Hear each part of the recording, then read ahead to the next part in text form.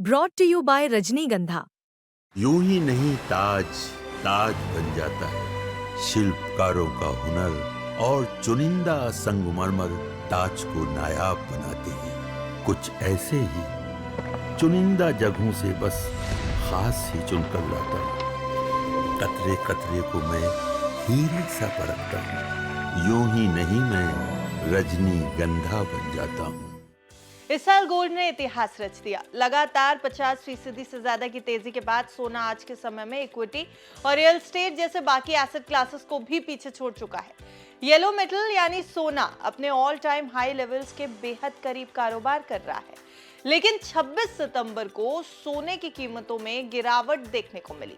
वजह अमेरिका से आए मजबूत आर्थिक आंकड़े, जिसने फेडरल रिजर्व के रेट कट आउटलुक पर भी सवाल खड़े कर दिए और साथ ही साथ डॉलर को मजबूती दे दी। नमस्कार, आप देख रहे हैं बिस्तक, मैं हूं आपके साथ अरुणिमा द्विवेदी। सोने चांदी में आज आपका बहुत स्वागत है। 26 सितंबर को लगातार दूसरे दिन सोना सस्ता हुआ है। 25 सितंबर की तुलना में सोने का भाव 800 रुपए गिर गया, यानी 10 ग्राम सोने की कीमत 1,14,500 रुपए के आसपास पहुंची। चांदी की कीमत हो गई 1,39,900 रुपए प्रति किलो, यानी घरेलू बाजार में गिरावट भले आई हो, लेकिन गोल्ड अभी भी अपने पीक लेवल्स के आसपास ही है। अब ग्लोबल लेवल पर अगर गोल्ड को देखेंगे तो 23 सितंबर 2025 को अमेरिकी स्पॉट गोल्ड ने ऑल टाइम हाई $3,791 प्रति औंस छू लिया था। 2 साल में कीमतें लगभग डबल हो चुकी हैं। इसी दिन गोल्ड ईटीएफ में भी 3 साल का सबसे बड़ा डेली इनफ्लो देखने को मिला। हालांकि इसके बाद हल्की गिरावट आई और गोल्ड 0.2% फिसलकर $3,741.71 प्रति औंस पर ट्रेड हुआ। अमेरिकी गोल्ड फ्यूचर्स दिसंबर डिलीवरी के लिए $3,772 पर स्थिर रहे। अब एक्सपर्ट्स का मानना है कि गोल्ड की रैली अभी पूरी तरह संस्थागत खरीद पर आधारित नहीं है, यानी आगे और भी तेजी की गुंजाइश है। वो 5 से 10% पोर्टफोलियो गोल्ड में रखने की सलाह भी देते हैं। कुछ एनालिस्ट ये भी मान रहे हैं कि गोल्ड और सिल्वर ने अपने सभी टारगेट्स अचीव कर लिए हैं।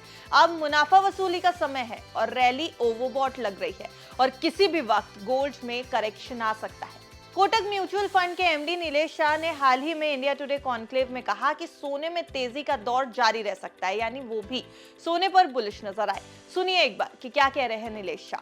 So as long as global central bankers behave like Indian housewife, एक बार सोना खरीद लिया बेचेंगे नहीं तो सोना विल कंटिन्यू टू राइज।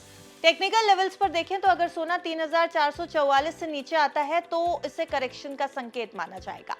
26 सितंबर को सोने की कीमतों में गिरावट के पीछे 3 बड़ी वजह रही हैं, एक बार उन पे भी नजर डालिए। डॉलर इंडेक्स 3 हफ्ते के हाई पर रहा, जिससे विदेशी खरीदारों के लिए गोल्ड महंगा हो गया। अमेरिका के जॉबलेस क्लेम्स घटे और जीडीपी ग्रोथ अनुमान से भी ज्यादा रही, यानी अर्थव्यवस्था मजबूत नजर आई। अमेरिकी राष्ट्रपति डोनाल्ड ट्रंप ने नई टैरिफ्स का ऐलान कर दिया। दवाइयों पर 100% टैरिफ, ट्रक्स पर 25%, किचन कैबिनेट्स पर 50% और फर्नीचर पर 30% टैरिफ लगा दिए और ये सब कुछ 1 अक्टूबर से लागू होगा। अब सबकी नजर आई है पीसीई प्राइस इंडेक्स रिपोर्ट पर, जो फेड का फेवरेट इन्फ्लेशन इंडिकेटर है। अनुमान है कि अगस्त में महंगाई 2.7% साल दर साल, यानी ईयर ऑन ईयर बेसिस पर बढ़ी होगी। चांदी इस समय अगर देखा जाए तो 0.7% गिरकर $44 प्रति औंस पर रही है। ऐसे में एक्सपर्ट्स का मानना है गोल्ड अभी बुलिश ट्रेंड में है और लंबे ड्यूरेशन के निवेशक हर गिरावट को बाइंग अपॉर्चुनिटी की तरह देख सकते हैं। तो कुल मिलाकर गोल्ड इस वक्त दुनिया के सबसे हॉट एसेट्स में से है। लॉन्ग टर्म ट्रेंड बुलिश है, शॉर्ट टर्म वॉलेटिलिटी और करेक्शन की संभावना है।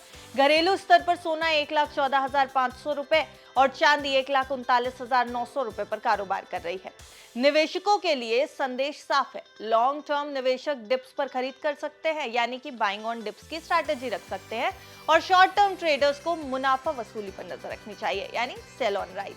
तो बाइंग ऑन डिप्स और सेल ऑन राइज दोनों की अपॉर्चुनिटी है। हालांकि आपको क्या लगता है, आप अभी सोने में किस तरीके का निवेश करना चाहते हैं? मुनाफा वसूली करने की सोच रहे हैं या फिर अभी और गिरावट का इंतजार कर रहे हैं ताकि खरीदारी कर सके? हमें अपनी राय जरूर बताइएगा। सोना चांदी का ये एपिसोड आपको कैसा लगा जरूर बताइएगा। देखते रहिए बिस्तर।